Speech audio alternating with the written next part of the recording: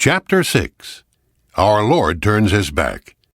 When even our Lord seemingly turns His back on the sinner, Our Lady's powerful intercession can still save the day.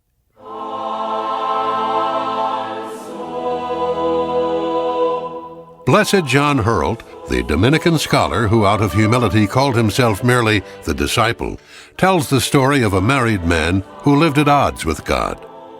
His wife was unable to get him away from sin, but she begged him at least to practice some devotion to Mary, even though he continued to live in sin. She suggested that every time he passed before a picture or statue of Mary, that he should greet her with a Hail Mary. The man agreed and began practicing this devotion. One night, as he was on his way to commit sin, he saw a light and noticed that it was burning before a statue of Mary holding the infant Jesus in her arms. He said his usual Ave, and then to his amazement, he saw the infant covered with wounds that oozed fresh blood. Frightened by this, the sinner began to realize that his sins had wounded his Redeemer. He broke into tears, but noticed that the infant turned his back on him.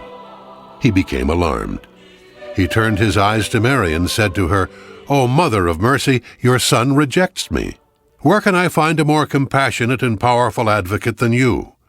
O my Queen, help me and pray for me." Mary answered him and said, "You sinners call me the Mother of Mercy, but at the same time you insist upon making me a mother of sorrows by renewing my afflictions and the sufferings of my son." Nevertheless, she now turned to her son and begged him to pardon the sinner.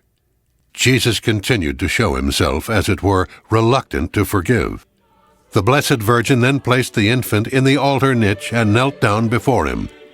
"My son," she said, "I will not leave here until you pardon this sinner." Then Jesus said to his mother, "Mother, I cannot refuse you anything. Do you really want him pardoned? If you do, for the love of you I will pardon him. Make him come and kiss my wounds."